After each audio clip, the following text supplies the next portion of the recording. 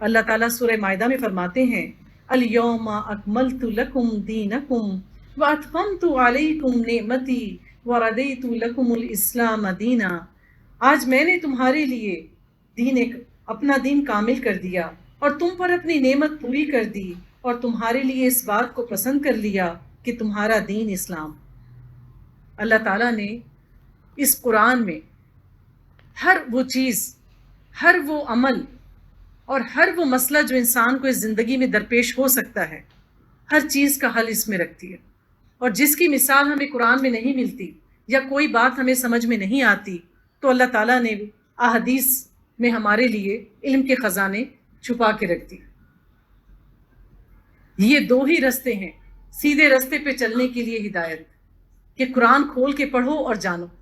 بات سمجھ میں نہ آئے، کوئی حکم نہ ملے تو حدیث کی طرف رجوع کرو. طریقہ سمجھ میں نہ آئے تو سنت کا اتباع کرو، دیکھو کہ نبی پاک یہ کام کیسے کیا کرتے تھے. یہ ہے مومن کا طریقہ. تیسرا کوئی طریقہ نہیں کہ میرے پیر و مرشد نے مجھے کیا بتایا تھا، میری نانی کیا کرتی تھی، میری دادی کیا کرتی تھی، میں نے اپنے بڑوں سے کیا سنا ہے. یہ کرنسی نہیں چلے گی آخرت. اللہ کہے گا میری کتاب میں کیا لکھا تھا، حدیث میں وہ کام کیسے بتایا تھا کرنے کے لیے، میرے نبی نے وہ عمل اپنی زندگی میں کیسے کیا تھا. معاملہ اس پر کیا جائے گا. تو جس نے قرآن و سنت پر عمل کیا اللہ کی رضا کو پانے کے لیے، اپنے آپ کو ہر طرح کی شرک سے بچایا، بدعات سے بچایا، تو اس کا ہر عمل اس کو آخرت میں فائدہ دے جائے گا. جس نے اللہ کی مرضی کو نہیں دیکھا، نبی کی سنت کو نہیں دیکھا، سنے سنائے پر عمل کیا اور وہ بدعات کا شکار ہوا، تو خواہ اس نے کتنے ہی نیک عمل کیے ہوں، آخرت میں اس کا کوئی اجر نہیں ملے گا. اول تو ہمیں نیکی کی توفیق ملتی نہیں ہے، اور اگر ہم وہ نیکی کرتے ہوئے بھی بدعات کا شکار ہو جائیں، شرک کا شکار ہو جائیں، تو پھر ہمارے ہاتھ کیا آیا. ہم سے زیادہ خسارہ پانے والا تو کوئی بھی نہیں. تو اس لیے ہر کام کو کرنے سے پہلے اپنی نیت کو ٹٹولیں، اور پھر اللہ تعالیٰ نے جس طرح ہمیں کہا ہے کہ کوئی معاملہ تمہاری سمجھ میں نہیں آتا تو اللہ کی کتاب اور رسول کی سنت کی طرف پھیر دو، وہاں سے گائیڈ لائن لے، جیسا کہ اللہ نے فرمایا ہے. کیونکہ نبی پاک صلی اللہ علیہ وآلہ وسلم کی حدیث ہے من عامل عملا لیس علیہ امرنا فہو رد، کہ کوئی ایسا عمل آخرت میں اگر لے کر آیا کہ جس کی دلیل میرے عمل سے نہیں ملتی ہوگی، یعنی کسی نے دنیا میں ایسے عمل کیا کہ نبی پاک نے وہ عمل اپنی زندگی میں کیا ہی نہیں تھا، تو وہ عمل اس کے منہ پہ دے مارا جائے گا. تو لہٰذا ہمیں سنت کا اتباع کرنا ہے، سنی سنائی پہ نہیں چلنا، نہ اپنے دل کی ماننی ہے، نہ اپنے دماغ کے گھوڑے دوڑانے. کیونکہ بعض باتیں ہمارے دماغ میں نہیں آتی، بعض باتیں ہماری سمجھ میں نہیں آتی، بعض باتوں کی دلیل ہمیں نظر نہیں آتی. اللہ نے کہا ہے کہ وہ ہے تو ہے، اللہ نے کہا ہے میں عرش پہ مستوی ہوں تو اللہ ہے، اللہ نے کہا فرشتوں کے پر ہوتے ہیں تو وہ ہوں گے، اللہ کہتا ہے میں مسکراتا ہوں تو اللہ مسکراتا ہے، اللہ قیامت کے دن اپنی پنڈلی کھولے گا، ہم کہیں گے ہاں کھولے گا. یہ زمین اور آسمان اللہ کے ہاتھوں پہ لپٹے ہوئے ہوں گے. قرآن کہتا ہے میں نے یقین کر لیا، اب اس کے پیچھے ہمیں دماغ لگانے کی، کسی کی بات سننے کی ضرورت نہیں ہے. سمعنا واطعنا قرآن میں لکھا ہے بس ٹھیک ہے، نبی کی حدیث میں ہے بس ٹھیک ہے، نبی نے یہ کام کیا ہے میں نے کرنا ہے. یہ عمل ہے ایک مومن کا. تو اللہ تعالیٰ کہتے ہیں کہ جس نے ایسے کیا، ان اکرمکم عند اللہ اتقاکم، کہ بے شک تم میں سے جو زیادہ تقوی اختیار کرتا ہے وہی اللہ کے ہاں زیادہ عزت والا ہے. جو ڈر گیا وہ بچ گیا. اللہ کے ہاں یہی بات مانی جائے گی. جو دنیا میں اپنی زندگی ڈر کے گزارتا ہے، جان لو کہ وہ آخرت میں سرخرو ہوگا، وہ آخرت میں بے خوف ہوگا.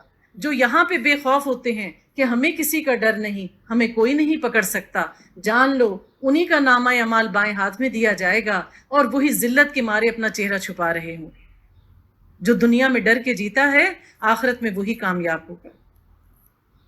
تو اللہ تعالیٰ قرآن میں فرماتے ہیں وَمَنْ خَافَ مَقَامَ رَبِّهِ وَنَهَى النَّفْسَ عَنِ الْهَوَىٰ فَإِنَّ الْجَنَّةَ هِيَ الْمَأْوَىٰ جو اللہ کے سامنے کھڑے ہونے سے ڈرا اور اس نے خود کو خواہشات نفس کی پیروی سے روکے رکھا تو یقیناً اس کا ٹھکانہ جنت ہے۔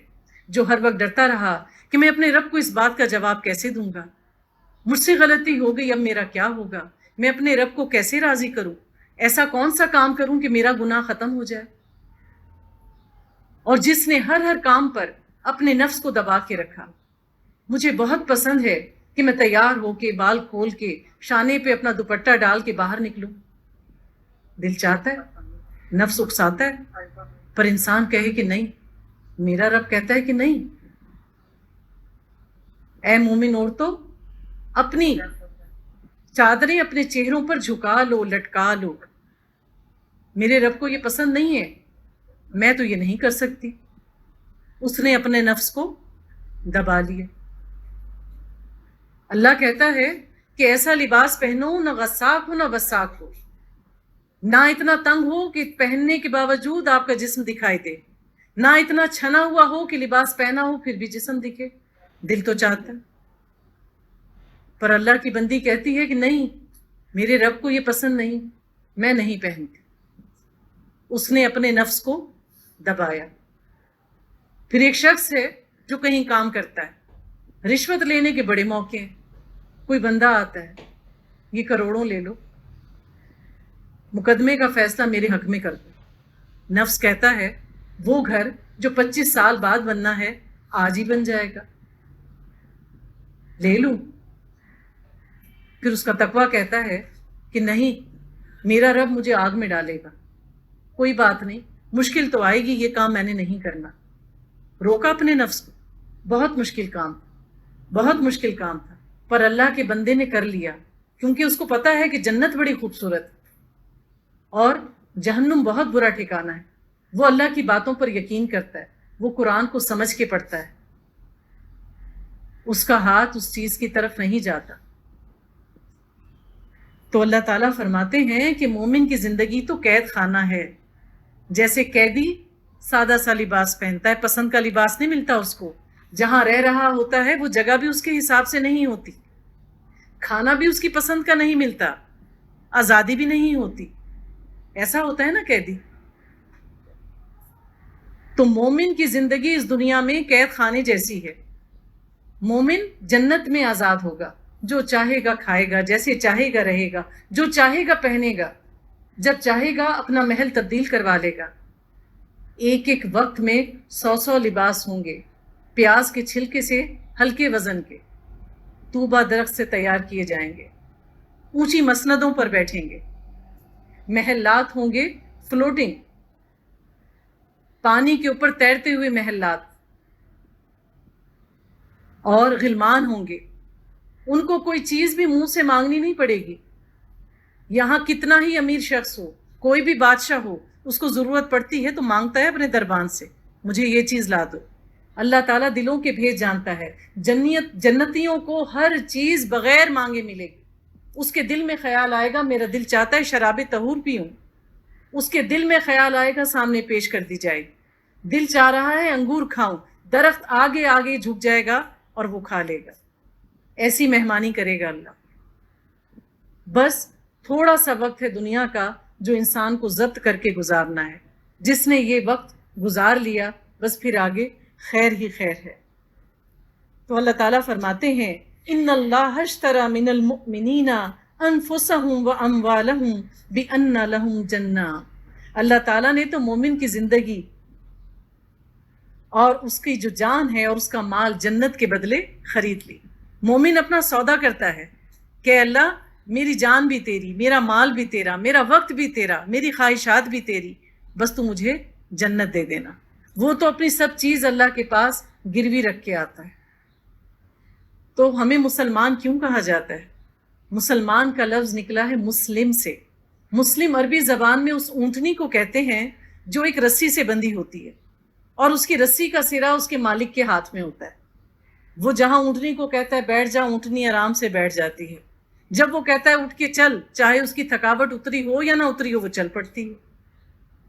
تو مومن کو جب اللہ تعالیٰ کہتا ہے یہاں رک جا، مومن رک جاتا ہے، تیری حد یہ اس کے آگے نہیں جانا، مومن رک جاتا۔ اللہ کہتا ہے میرے بندے یہ کام کر، اذان ہوگی، نماز پڑھ، سارے کام چھوڑ کے حاضر ہو گیا. یہ ہے اللہ کا بندہ. تو مسلم وہ ہے جس نے اپنی سب چیز اللہ کے پاس گروی رکھی. اللہ نے کہا رک جا، وہ رک گیا. اللہ نے کہا چل، وہ چل پڑا. تو اللہ کو ایسی اطاعت مطلوب ہے ہم سے. تو مومن اپنے دل کی خواہشات جو ہے اس کو پیچھے رکھتا ہے اور اللہ کی مرضی کو آگے رکھتا ہے. اللہ تعالیٰ فرماتے ہیں کہ میں نے جنت کو ناپسندیدہ چیزوں سے ڈھک دیا. ساری ناپسندیدہ جو کام تمہیں پسند نہیں ہیں تمہیں وہ کرنے ہیں. ایک شخص ہے جو آپ سے رشتہ توڑنا چاہتا ہے، آپ کی انسلٹ کرتا ہے، آپ کو عزت نہیں دیتا، پر ہے وہ آپ کا خونی رشتہ. اللہ تعالیٰ کہتے ہیں اپنے رحم کے رشتوں کو نہ کاٹو، جو تم سے کٹتا ہے اس کو جوڑو. کتنی کڑوی بات، ناپسندیدہ چیز ہے، پر مومن کرتا ہے کہ چلو یہ نہیں ملتا کوئی بات نہیں، میری عزت کم نہیں ہو جائے گی، میں تو ملتا ہوں. یہ ہے مومن. تو یہ ساری ناپسندیدہ چیزیں جو ہمارے دل پہ ذرا بھاری ہوتی ہیں، ہمارے نفس پر بھاری ہوتی ہیں، ہم پسند نہیں کرتے، ان پر عمل کرنا مشکل ہوتا ہے، یہ سب کریں گے تو جنت تک جائیں گے. کیونکہ اللہ نے ان سب چیزوں سے جنت کو چھپا دیا. ایک ایک کر کے ہٹاتے جاؤ، صبر کرتے جاؤ، ذکر کرتے جاؤ، اللہ کی اطاعت کے مطابق زندگی گزارتے جاؤ اور جنت کی سیڑھیوں کو چڑھتے جاؤ. اس کے بغیر جنت نہیں ملے گی. کہ دنیا میں بھی من موجی زندگی گزاری اور ہاتھ اٹھا کے کہتے ہیں اللہ جنت الفردوس کو عطا کر دینا. کیا جنت اتنی سستی ہے؟ جنت سستی نہیں ہے. جس کو اپنے ہاتھ سے اللہ نے بنایا وہ کیا سستی ہوگی؟ صحابہ کرام نے اپنی جانیں لٹا دی، ان کے سر نیزوں پہ رکھے گئے.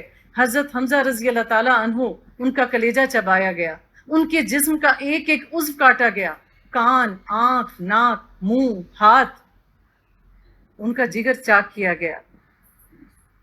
ایسے ملتی ہے جنت.